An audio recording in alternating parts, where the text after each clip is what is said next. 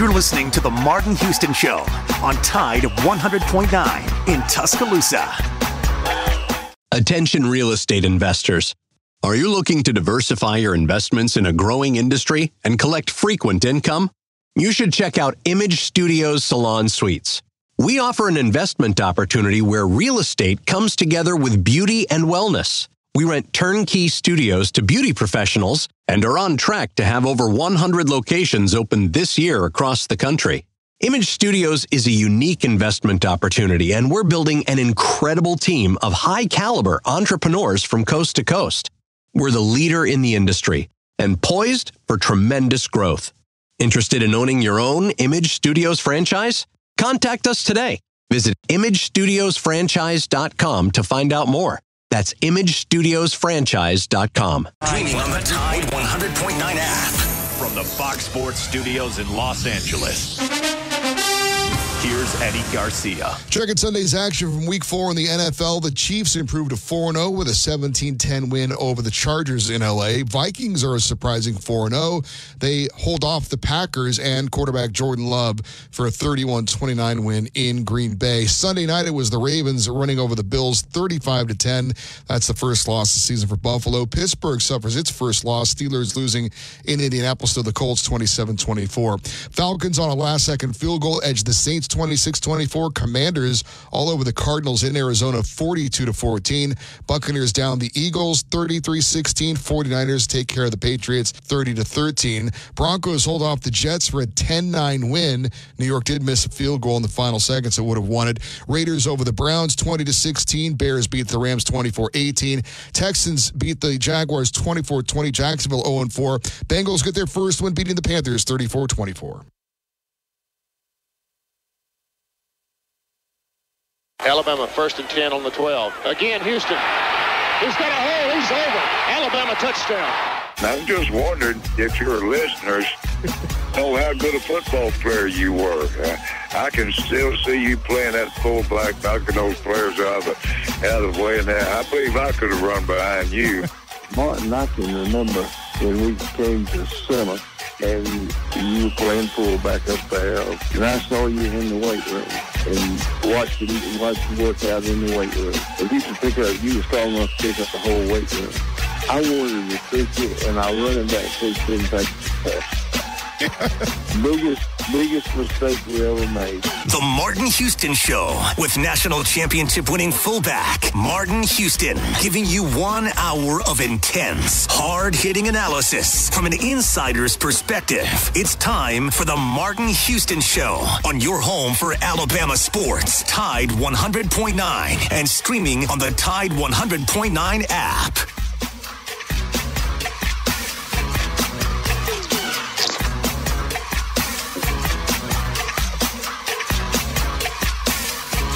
Welcome to the show with Martin and Xavier. Man, it is brought to you by Box Eye Care. Man, it is a crazy Monday. What a game that Alabama had on Saturday with Georgia.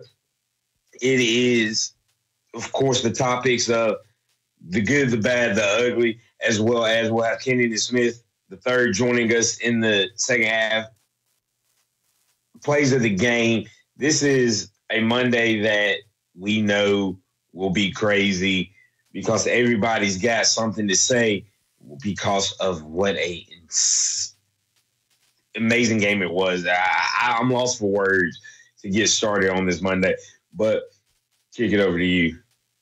Good morning and welcome into the Martin Houston Show with Martin and Xavier, powered by Box Eye Care. Man, we have a great show lined up for you. Glad that you've chosen to get up and Adam with us on this beautiful Monday morning. We will, of course, welcome those callers in, but we're going to get to a couple of things this morning before we bring in callers, and we'll add Kennington Smith III to the conversation.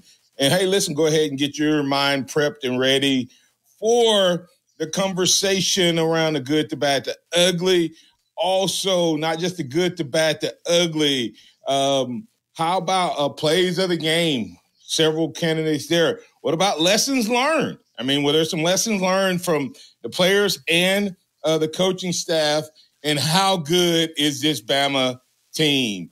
And if we have time, we'll go around the SEC as SEC ball officially, I should say, got underway last week, as everyone, I think, now has at least one SEC game under their belt. So we'll break those things down, and want to remind you that you can join us each and every day from Monday through Friday at 6 a.m.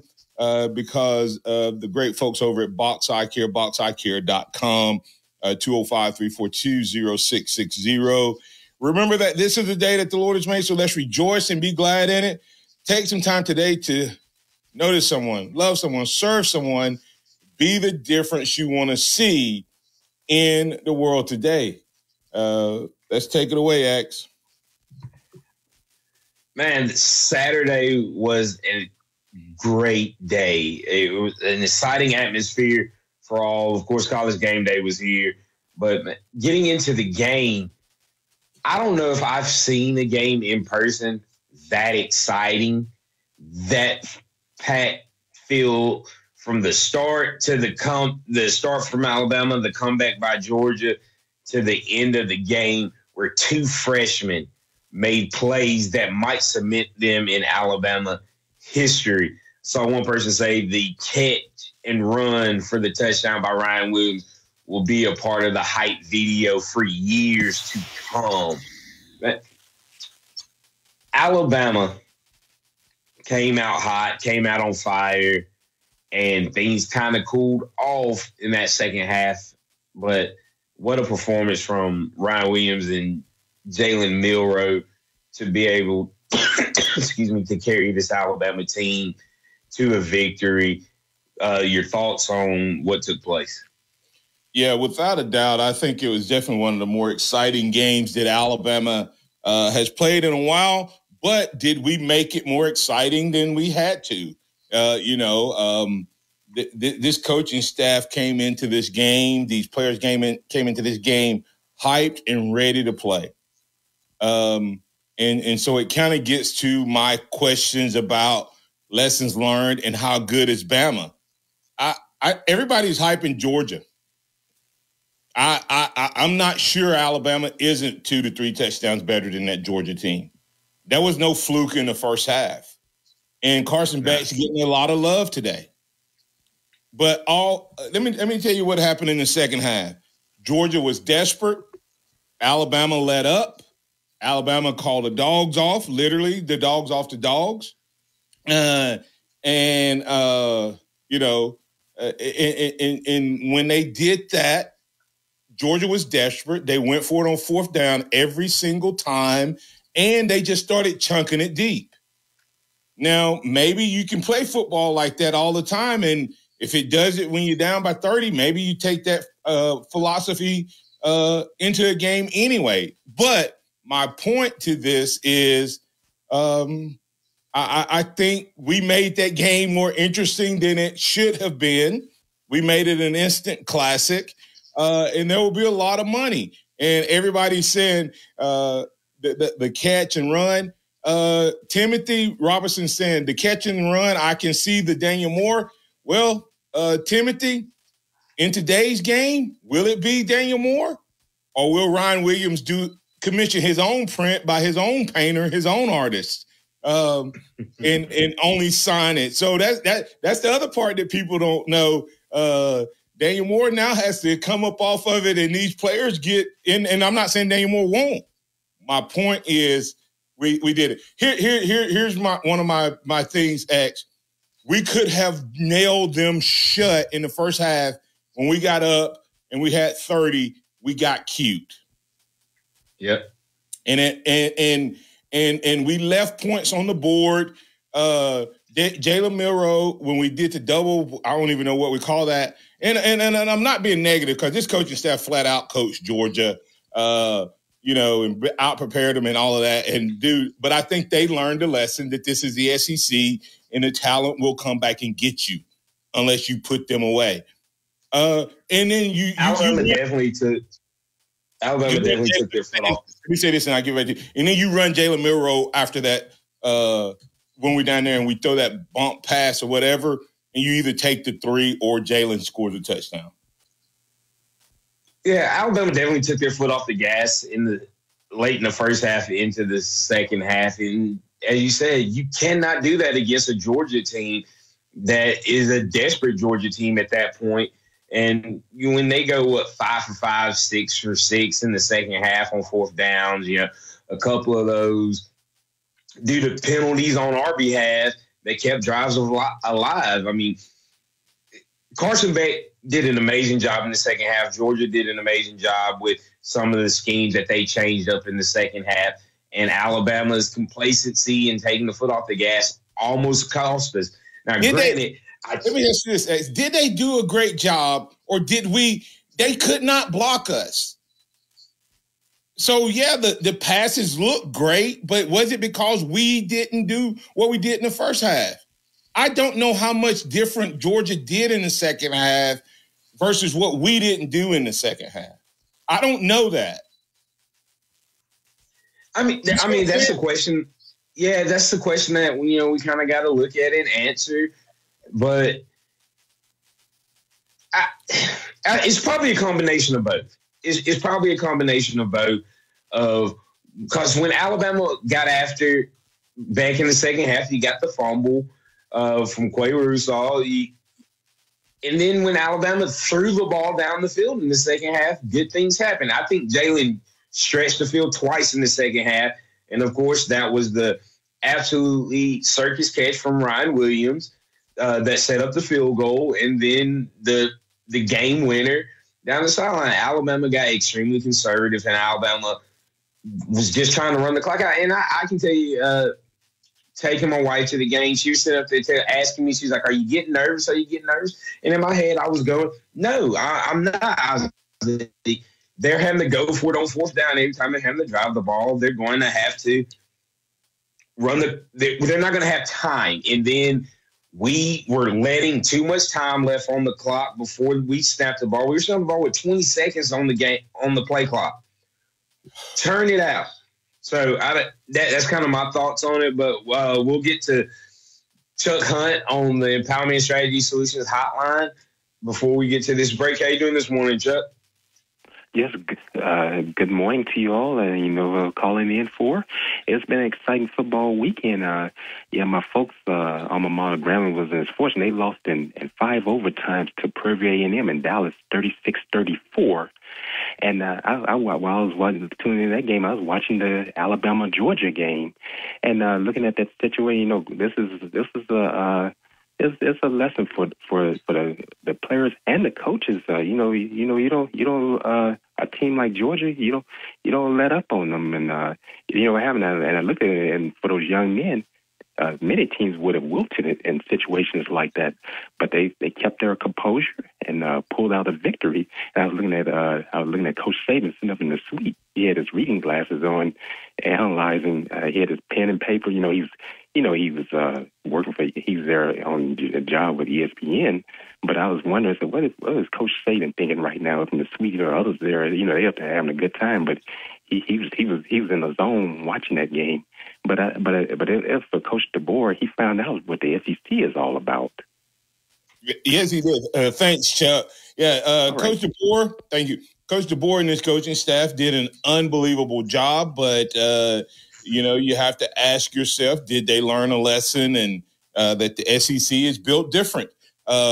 We'll talk about that with Kennington Smith III on the other side. We'll also work your calls in with Kennington, or your comments in with Kennington Smith III of The Athletic as well. And also just want to, I asked a question. I did a special 5-minute little thing of reclaiming that this was a battle for the standard. And everybody had given Georgia the standard for college football. Yet the only reason Georgia has been dominant is they haven't had to play Alabama. He has lost 6 games against the rest of college football, 88-6. He's 1-6 against Bama.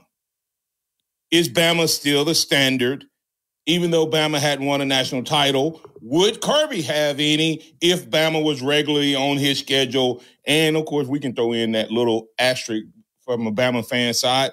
with the injuries that happened that got Kirby to one victory. We'll talk about that more. We'll get your calls, your comments right here on the Martin Houston Show, powered by Box Eye Care, boxeyecare.com, 205-342-0660. Go check them out, and they'll take care of all of your vision needs. Tide 100.9 traffic. Tuscaloosa traffic now from the Townsend Nissan Traffic Center. Well, hello and good Monday morning to you. We're getting off to a nice and pretty breezy start. I'm talking about a breeze as far as traffic is concerned. You're moving at posted speed. Now, if you're traveling on McFarland Boulevard, you may have a teeny tiny slow up here on the eastbound lanes at Indian Hills Drive. When you think about businesses that are selling through the roof, like Aloe or Allbirds or Skims, sure, you think about a great product, a cool brand, and brilliant marketing. But an often overlooked secret is actually the businesses behind the business, making selling simple. For millions of businesses, that business is Shopify. Nobody does selling better than Shopify, home of the #1 checkout on the planet. And the not-so-secret secret? With Shop Pay that boosts conversions up to 50%, meaning way less carts going abandoned and way more sales going. So if you're into growing your business, your commerce platform better be ready to sell whatever your customers are scrolling or strolling on the web, in your store, in their feed, and everywhere in between. Upgrade your business and get the same checkout Skims uses. Sign up for your $1 per month trial period at shopify.com/try, all lowercase. Go to shopify.com/try to upgrade your selling today. Shopify.com/try. Said that. Did you say I just said that? Yeah, I'm cutting you off. Did you say you're cutting me off? You earn, we match. Unlimited cashback match. See terms at discover.com/credit. Tide 100.9 Tuscaloosa weather. A partly sunny sky today. Just a chance of a few isolated showers this afternoon or this evening. The high today 81, the low tonight 63. For tomorrow and Wednesday, warm and dry, sunny both days. Highs between 83 and 86. I'm James Spann on the ABC 3340 Weather Center on Tide 100.9. It's 70 degrees in Tuscaloosa. Welcome back to the Martin Houston Show, the sound of Bama sports. Your show, your team, on your home for Alabama sports. Tide 100.9 and streaming on the Tide 100.9 app.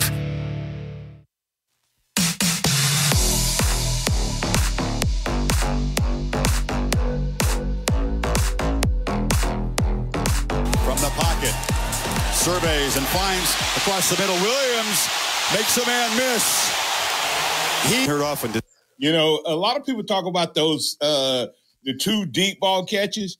Ryan Williams' first catch, when he made two moves, when his back was to the defender, he turned around, faced him up, and made another move that made the guy miss. You need to understand that is a 17-year-old against a veteran, and he made him look average, and he did it all night long.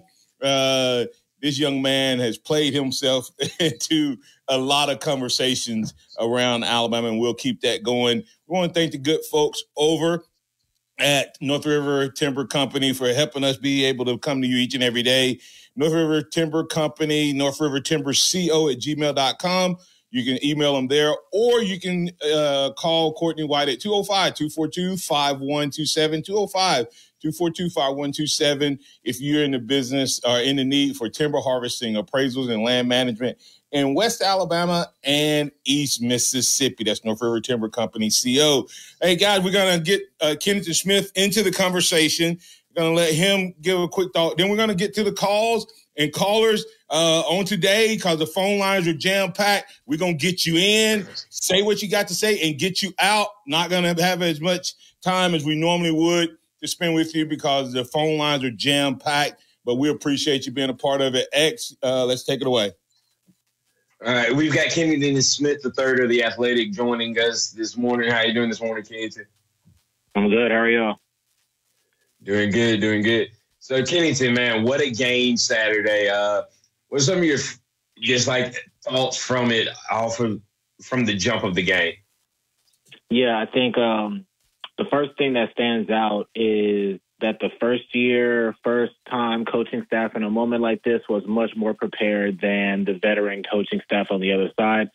That was not something that was on my bingo card, so that was really surprising to see. And then I think the other takeaway going back to the coaching staff is I think a very valuable lesson was learned by Alabama's coaching staff about what it is to coach in the SEC and what's needed to win a complete football game. It just felt like there was such a lull in the second half where Alabama wasn't as aggressive. They weren't executing at as high of a level. And as they were kind of sleepwalking, Georgia just kind of hung around, and then they just kind of fought their way back. Obviously, Alabama won at the end. But I think those are probably like my two biggest takeaways is the staff came out with a great plan, and that's what put Alabama on top. But I think Georgia definitely kind of had the advantage in the halftime. Adjustments came out, had a much better second half. I think a lesson learned by Alabama's coaching staff, which is in the SEC, it ain't over until it's over. So need to see Alabama kind of continue to have that aggression from start to finish. What did Georgia change? Because everybody said they changed it versus what Alabama stopped doing. I'm telling you, they came out throwing it. Georgia came out throwing the ball, and Alabama shut it down. And then they tried to go to the run, and they couldn't run it. They didn't run the ball all night. They just started throwing it, and they had fourth down. They were desperate, and they kept drives alive. Alabama had 5 times where they made, in a typical game, a 1 or 2 score game, Georgia would have punted the ball. And when you can't, it's hard to stop a talented team, a regular team in fourth down. We saw that against Western Kentucky. We saw that against South Florida. We saw it against Wisconsin, and we saw it against Georgia.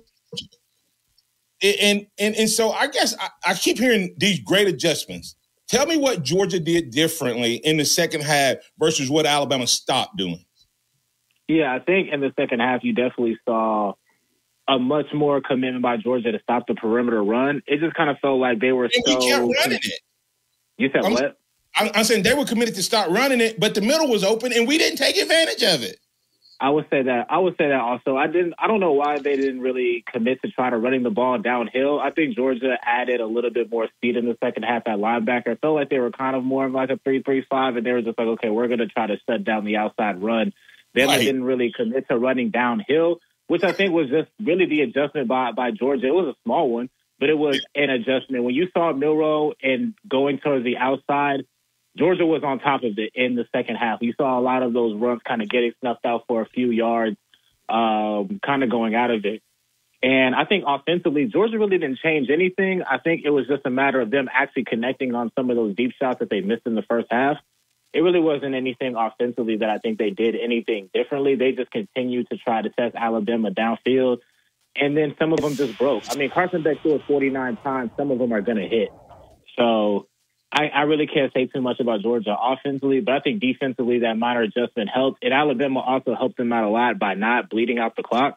I went back and charted this. Alabama snapped the ball on average in the second half at the 14-second mark. 5 times they snapped it with 20-plus seconds left on the clock. So, they kind of allowed Georgia to hang around a little bit that way by not controlling the time of possession a little bit better. So I don't think it was anything super sweeping that Georgia did, but they just made some minor tweaks that kind of made a difference in the long run. Gotcha. X to the phone lines. All right, we've got Pat joining us on the phone line. How you doing this morning?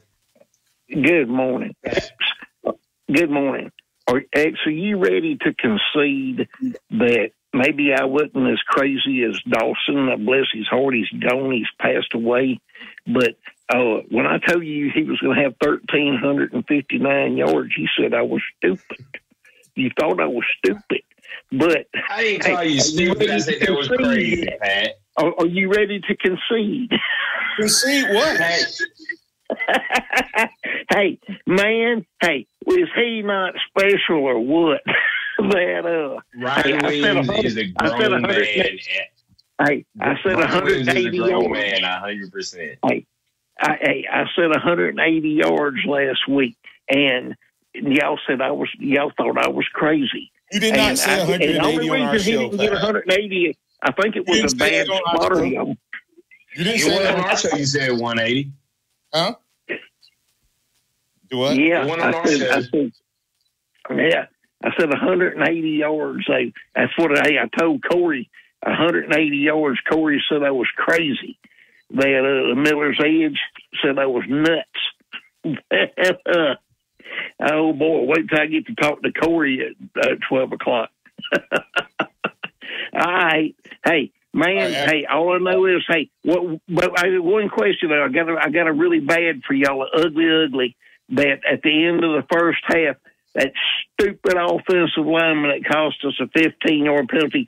The fact that we didn't get and that may have cost us more touchdowns because that defense was so gassed having to protect that big field on a short field and to kick off in the second half. Oh, may have been the reason that they were able to come back. Is that not possible? And there's several things that played into it when you look at it, Pat, that caused Alabama to not be able to. We appreciate the call, Pat. We got to get on to the next caller. Yeah. Got you. Thank you, X. Bye-bye. Have a good one. We got Alan on the line. How you doing this morning, Alan? All right. Good morning. First of all, I want to say, hey, Derrick Henry still got it. Derrick Henry still got it. You know, and that second one was that, we didn't change a lot of things in the second half that I think we should have. We should have we had our foot on our neck and we should have went ahead and stepped on it. But Georgia didn't give up, and you cannot. I think we learned something. You got to play all 4 quarters when he's playing against the SEC team, and that's not just Georgia. That's going to be Vanderbilt this week when we play them. You got to play all 4 quarters. These guys mark it on their calendar. They play in Alabama, and this makes a lot of guys NFL careers right here. Where they're going to be drafted at? How they're going to be drafted? If they're going to be drafted? They made Carson Beck look like he was Joe Namath out there. So it is what it is. And if Ryan Williams was of age right now, I'd be voting for him for president. That's all I got to say. All right. Keith, you got anything for that? Yeah. I agree with everything that's said. I think, to me, the turning point in that first half, because Alabama didn't score, was they had the ball in Georgia territory. They had a first down. I believe it was on second down. They ran that triple reverse flea flicker, lost 8 yards, completely threw the drive out of sync. They were moving. They had momentum. They had a few first downs in that drive, 43 seconds left in Georgia territory, complete drive-killing type of play. Just way too cute of a call. You were running downhill. You had everything working to try to run that type of play in that moment. Didn't feel like the right spot for it. Like I said, took them out of field goal range. So I think that more than anything kind of derailed that last drive. But it was a bad penalty by Miles McVay, no question. Hey, Kim, but the other point, I will say this, is if you go back and watch it, Georgia had one guy over there. It was horrible play call in that position, but even worse execution. I think Alabama had 5 linemen lined up. And that Georgia had one player, and not one of the Alabama guys blocked the Georgia player. It was a horrible play call, but even worse execution, I think. In that Malachi Stark shot out of a cannon, went, like you said, 1-on-6, including Kendrick Law or Bernard, whoever it was, when they got done reversing all of those times and made that play. So and then I'll say this. Go ahead. I was just going to say, just to add on to what I said about Miles McVay, quick sidebar, if we're doing good, bad, and ugly, Alabama at this point in the season, 96th nationally in penalties, 104th in penalty yards. They had 10 more on Saturday. It has not hurt them yet. Obviously, they're undefeated, but 10 penalties a game is not a good omen as the schedule advances. And here's what's interesting. I went on my daughter's tickets. I was in the Georgia fan section, and all they did was complain about the officials helping Alabama. And I'm like, are y'all watching the same game I am? We have more penalties than you guys. So it was crazy. And one last thing, and we'll get to break so we can get the other callers in on the other side. One last thing is on that play you're talking about, poor execution by the running back too. If he sets up inside, if all he has to do is be behind the lineman in the run, and that defender has to come through him, he was outside of the lineman. Alabama was so close, Kennington, to making this a 30-point win. And so to me, the question I have, does the score reflect how good this Alabama team is despite all it? Or did Alabama help themselves as a team, meaning that it was good that this young team had to fight and learn and grow in the long run. But is Alabama kind of the toast of the college football right now? Because they clearly were better than that Georgia team. I'll let you respond to that on the other side. I want you to think on that and respond to it. But we'll also get the callers in on the other side. We'll be back in just a moment. Tide 100.9 traffic. Tuscaloosa traffic now from the Townsend Nissan Traffic Center. Well, hello and good Monday morning to you. We're getting off to a nice and pretty breezy start. I'm talking about a breeze as far as traffic is concerned. You're moving at posted speed. Now, if you're traveling on McFarland Boulevard, you may have a teeny tiny slow up here on the eastbound lanes at Indian Hills Drive. Attention real estate investors. Are you looking to diversify your investments in a growing industry and collect frequent income? You should check out Image Studios Salon Suites. We offer an investment opportunity where real estate comes together with beauty and wellness. We rent turnkey studios to beauty professionals and are on track to have over 100 locations open this year across the country. Image Studios is a unique investment opportunity, and we're building an incredible team of high-caliber entrepreneurs from coast to coast. We're the leader in the industry and poised for tremendous growth. Interested in owning your own Image Studios franchise? Contact us today. Visit imagestudiosfranchise.com to find out more. That's imagestudiosfranchise.com. High quality ingredients. We want to say, that sounds great. We've been doing that since 1974. Under the biggest cactus in town, Taco Casa. 365, 24/7. You'll find road and utility crews, tow truck, law enforcement, and first responders working along Alabama's roadway. We're making improvements and helping our communities stay connected. We're working hard to make sure you're safe on the road. Now we need your help to make sure we're safe too. Alabama's move over law requires you to move over a lane when you see flashing lights on the roadside.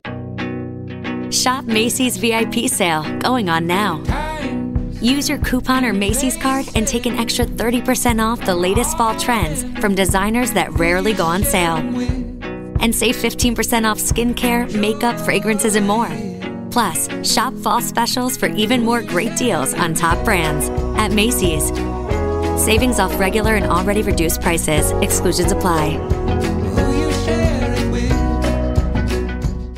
Riverside Feed, Adams Heating and Cooling, Tuscaloosa Tractor, Cypress Supply, and Anders Hardware. Complete contest rules online at TuscaloosaThread.com. It's time for the Martin Houston Show. With the same hard-hitting, no-nonsense approach in which he played the game, Martin will take you inside the locker room, down on the field, and across the goal line with his in-depth analysis.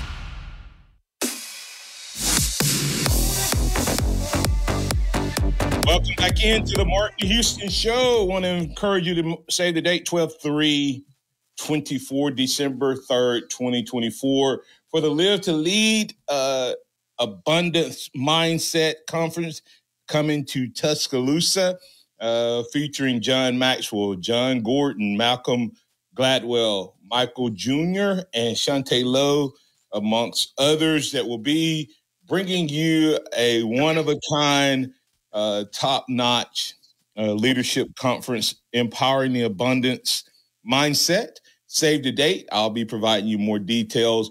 In the meantime, if you want to find out more, just email learn more at empowermentstrategy.com. That's empowerment spelled with an M. The Live to Lead, the abundant mindset, coming to Tuscaloosa and West Alabama on December 3rd, 2024. We'll be at the Bryant Conference Center. More details to follow. X. As we get back into the second half of the show, we do have a couple of callers left, and that is Robert. Robert, how you doing this morning? Hey, man. Hey, I kind of figured Pat misspoke when he said Xavier called him crazy. I thought there's no way in the world Xavier was going to call any Alabama caller crazy, no matter how crazy we get. Yeah, I was going to say, our show may be a little different. I just had to block a guy on. I put a guy in timeout on the social media side because he said something inappropriate about one of the Georgia players, and I asked him to take it down, and he said he just telling the truth. I said, well, you tell the truth. You won't be listening to this show. You won't be interacting and putting your comments on this show. So, yeah, I'm sure you got to do. I'm sure you got to do that. But they say, yeah, they're going to call one of us crazy, and then we are crazy. You're not going to call it that. Hey, and Xavier brought another great point, which we all saw, and even Herbstreit pointed this out. In the second half, guys, slow it down. You have to learn to run that full clock. And when it's when you got a lead like that, slow it down. It was way too many times. There was 15, 20 seconds left on the clock, and we snapping the ball, and you got a big lead. It's like, hey, that was really making me nervous. Yeah, we made a lot of mistakes, and unfortunately, we didn't remove all doubt that Georgia could beat us. They'll look at it like we would look at it. Hey, we turned the ball over 4 or 5 times, and we still came back and got the lead. So, yeah, we can do it. If we don't turn the ball over, we'll win the game. That's what we left them. And I hate that. I mean, it's just like us when it comes to that. But I'll talk to you guys tomorrow about all the things that we saw that were good. And, of course, the catch, I hate to say 17, because everybody says that every single time.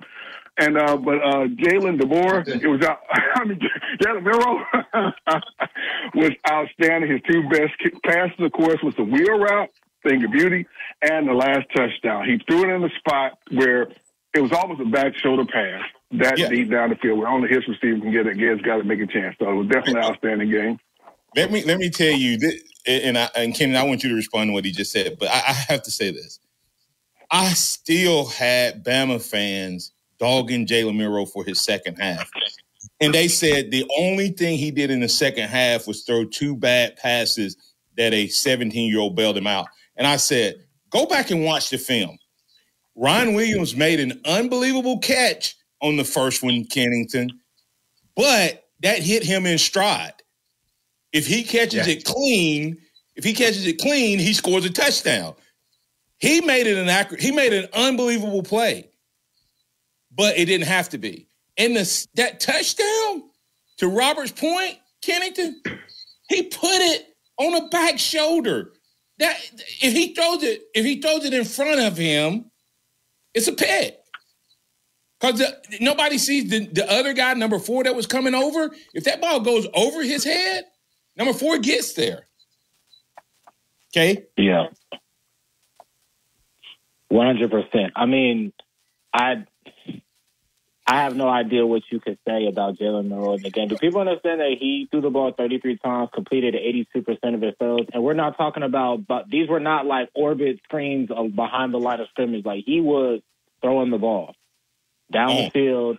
People talk about short range, intermediate, all these buzz phrases. He was hitting those too. I don't know over what the middle. To say about. Right. I mean, everywhere. I'm not sure what you could say about Milroe in this game, but I guess that's what it is to be Bama's quarterback.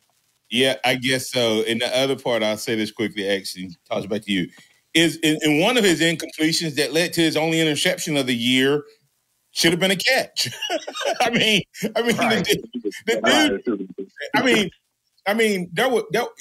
to me, you can't go back and watch it. You just can't go back and watch it and go, okay, he was way off here on virtually anything. But anyway, I guess we need to get to – thanks, Robert. We'll get to the other caller. Okay. Yeah, I mean, and just to talk about that second half, in the second half, he was 10 for 12. Just to talk about his second half, he was 18 for 21 in the first half. He was 10 for 12 in the second half. So let's just to cover that part of it.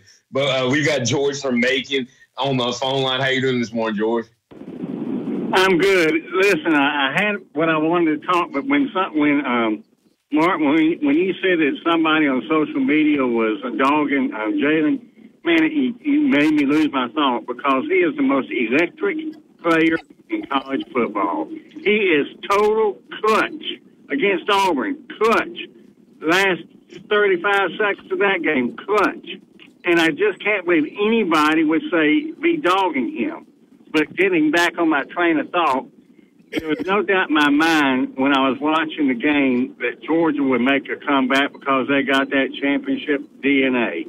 Just like Alabama does, they're never going to give up. But I do believe it was a combination of them not so much making adjustments, but starting to execute better, and us taking our foot off the pedal a little bit. And I'm with you. The play where we did the triple, whatever you want to call it, that was not necessary. It's not like nothing else was working. And when you do that, if it doesn't work, you're putting yourself back 15, 20 yards. But I felt like we played a great game. But the interception, just as great as the reception was by Ryan Williams, the interception by Brown was fantastic.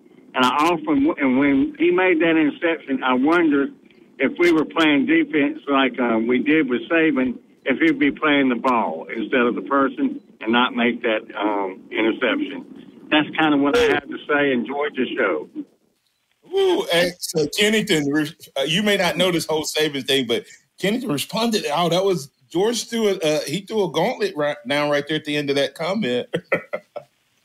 Yeah, definitely. I mean, you definitely are seeing the effects of the vision coverage. There was another play sometime in the second half where they sent a blitz and Beck threw a short kind of like bubble route into the flats. And because them as DBs are watching the quarterback, they just didn't have any type of concern for the fact that receivers were running upfield and made a tackle for loss. So I think the eyes in the backfield division coverage is something that's allowing them to play faster, it's allowing them to play free. And you have to give Xavier Brown credit. And also the fact that he won that jump ball over a 6'5" receiver. I feel like that is, something else that's notable in that play as well. If you go back, and he also reached to get that ball. It wasn't right to him. He reached and made a fantastic catch. Yeah. He did. Thanks, George. But yeah, I mean, that's X. It's crazy to think, X, on that conversation, you go back and listen to what the coaches said, and even DeBoer said, he's a smart guy. This is what people may miss. He said he's a smart guy. Even though he's a freshman, he's a smart guy, and he learned. Right.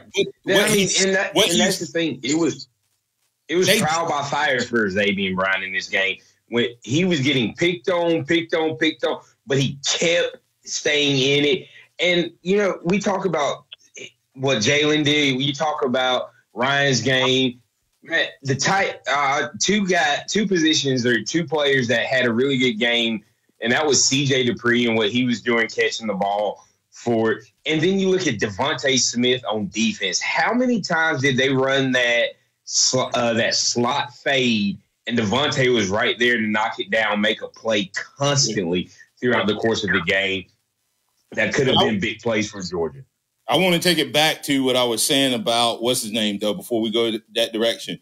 Kennington, what's his name? That wasn't a fluke. Georgia did the same thing. Did Alabama bait him into that throw? Because Beck was throwing it to the back shoulder. They ran that same play about 4 times, and they completed a couple incomplete. It was almost like what's his name knew that ball was coming, because that was a sudden spin. It was like he was there, and then he's going to throw it there. It was like he saw that the ball was coming, and he turned, and to George's point, he made a great catch. But I think DeBoer is saying, we talked about that. We talked about that play coming, and he's a smart guy, and he learned. That's what DeBoer said, and so I think they coached him up on that, and he made the play. Yeah, definitely. And I'll just say this, to your point about baiting Carson Beck to that throw, Alabama was fooling him a lot on Saturday. I mean, the different looks that they were giving him, it was like, I don't know if you want deer in headlights, seeing ghosts, whatever phrase you want to put into it. Their combination of pressures that they brought and the coverages that they were playing on the back end had him frazzled throughout the game. Now, obviously, again, he's a high caliber talent. He throws it 49 times. He's going to hit his shots. But for large stretches of that game, Alabama made him look pretty silly, which I don't think a lot of people were expecting to happen. Yep. No, I mean, the way that the Bama defense played this game, man, it was a chess match in the first half that Alabama kept winning with the pressures. I love Damani's pick. We talk about not watching the receiver. And I heard Kirby Smart talk about after the game that had been switched to his screen, and the wide receiver didn't hear it. And if the money had been playing the wide receiver, he doesn't break on that ball. He's not looking at Beck to make an interception. You talk about Jihad watching the quarterback's eyes, and when they ran that post, he was able to undercut it. We're seeing things like that this year that we haven't seen in a while. And I think it is due to the different style in the way that the defense is being ran and called and the way that they're teaching it. All right. Hey, Kenny, before we get to break, take about a minute. Remember I said the standard, and everybody had given it to Georgia. Did Bama and of course Bama has to win it out, right? But the reality of it is Georgia didn't win the championship last year, and Alabama prevented that. So who's the de facto standard for college football? Does Alabama reclaim that title, or did Bama ever lose that title unless you're going to give it to Michigan or somebody else, because nobody else as a reigning champion has defeated the Tide?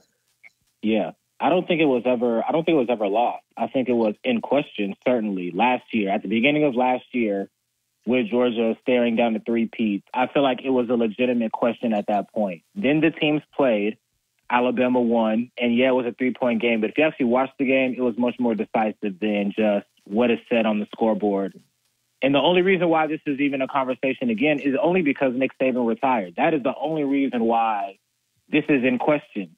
His retirement put Georgia in the front de facto-wise in the eyes of college football at large, and Alabama took a step back because conventional wisdom would say that Alabama would take a step back without the greatest coach of all time. That's the only thing that has changed in the conversation between last December and now is the difference in coach. And once again, Alabama reestablished who they are in the college football at large realm. So it was a question at one point. It hasn't been a question for a while. People have tried to make it a question, but it was something that Alabama reaffirmed on Saturday, which is a tough reality for Georgia fans that the more things change, the more they tend to stay the same. Let's get a break. We'll be back on the other side to put your finishing touches on this edition of the Martin Houston Show. We have to get Kennington's thoughts on whether or not Bama's 17-year-old, is he worthy of Heisman conversation? Does Bama have two guys worthy of the conversation? We'll ask Kennington Smith III that question on the other side.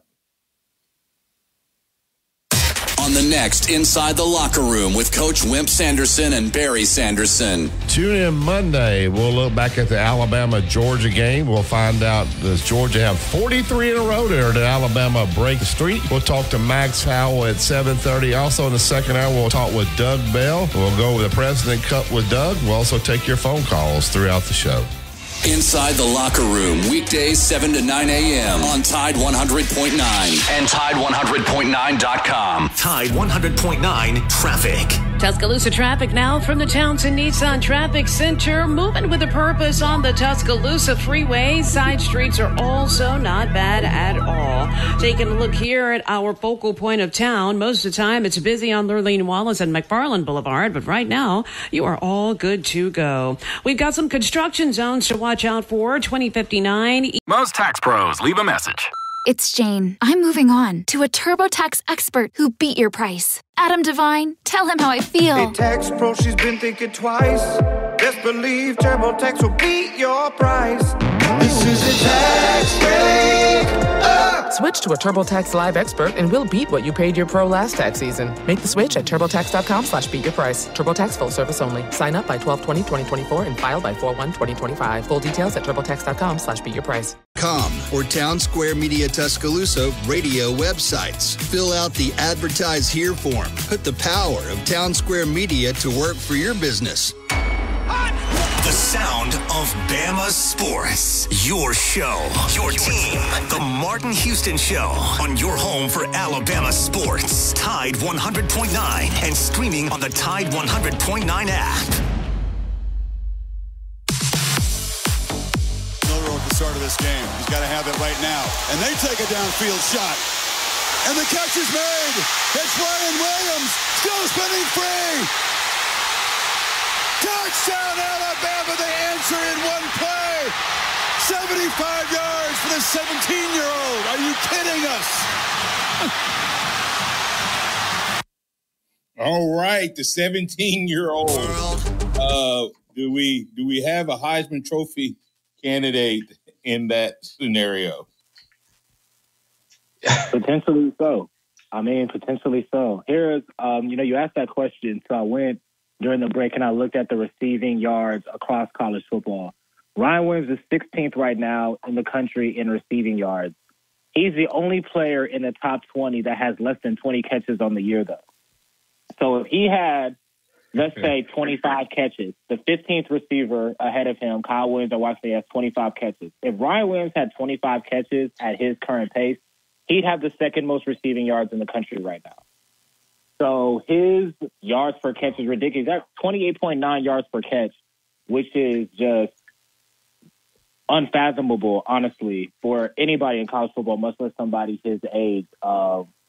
His output needs to improve, I think, to be a legitimate contender, but certainly at the pace he's going, you could definitely see that in his future.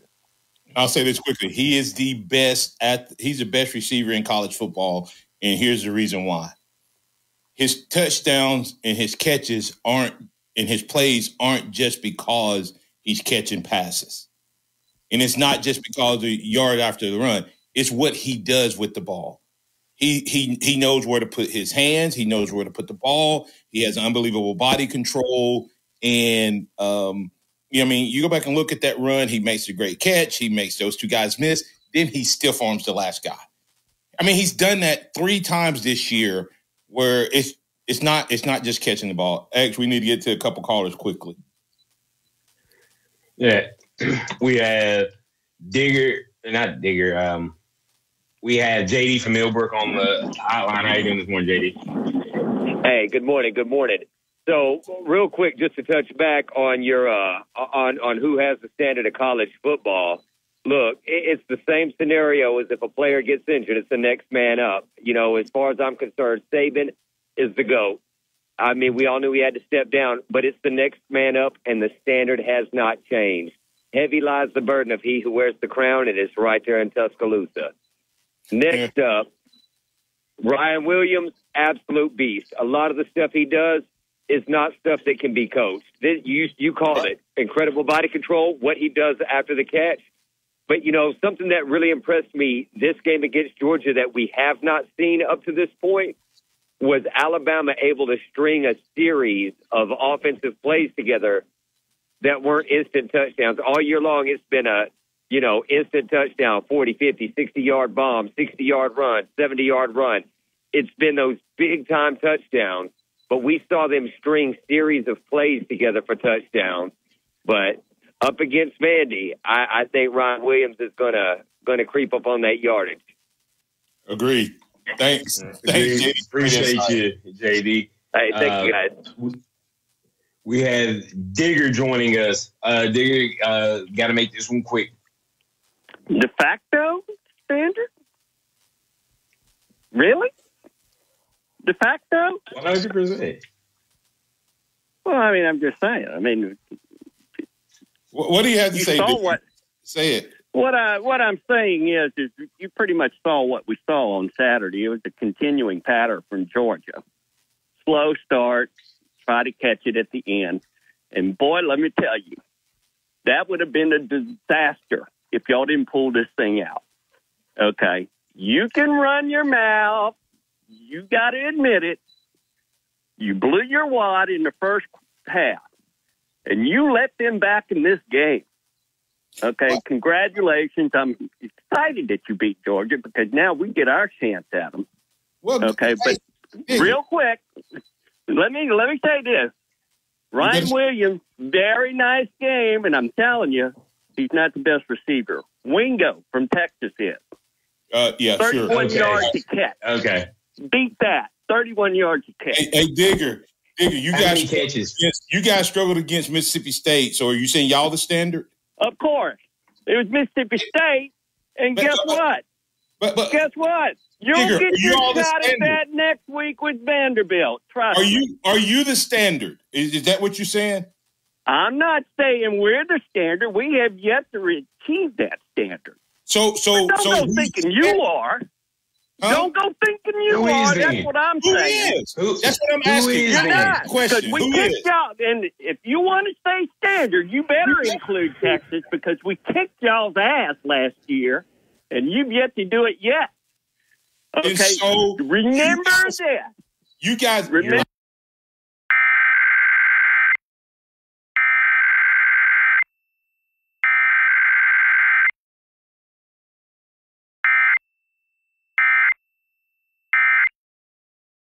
Kennington.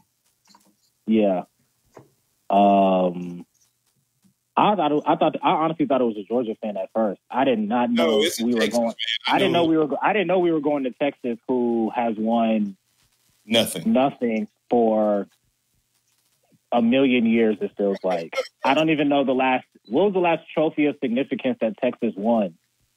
Like, well, I guess they did win the Big 10, the Big 12 last year, but yeah, they haven't done anything in the last 20 years for me to believe that they're in this standard conversation. And I've said this many, many, many times before. How are you getting hype off of one hit? Do it again. You had a great year last year, but we're taking victory laps after beating. I mean, you open up their schedule, they've played nobody except for Michigan this year. So, I mean, kudos to them. I guess they're doing what they're doing, but that narrative can change really fast if Georgia comes to Austin and wins in a couple weeks, which is not off the table by any means. Yeah, and he needs. And hey, listen, they beat Alabama. Congratulations! I don't have any problem with that. And then lost to our head coach in the playoffs with a lesser team. I'll just leave it at that. Yeah, but they lost their last game just like we did, and we were the standard before Georgia, so we be the standard. Now, tell them where they can find you real quick, man. Yeah, on Twitter / X at SkinnyKenny_TheAthletic.com or The Athletic, however you get your mobile app. Searching my name, Kennington Smith III, or anything related to Alabama football. Yeah, and hey guys, if you call up and you talk about callers or players and negativity, and you can critique all you want, but if you go negative or you start cussing, I'm gonna drop you. Just FYI. We appreciate all the callers, listeners, viewers, and chatters for being a part of the program. We appreciate you all out there. That was Kennington Smith III, Xavier Houston. I'm Martin Houston. That's Chase Brumfield. Call us back on tomorrow or give us your comments. And remember this, trust in the Lord always, lean not your own understanding. Always acknowledge him, or he will direct your paths, and we'll keep it rolling right here. More Bama, Georgia conversation on tomorrow. Body. Let's all celebrate and have a good time. Celebration. We gon' celebrate and have a good time. It's time to come together. It's up to you. What's your pleasure? Everyone around the world, come on!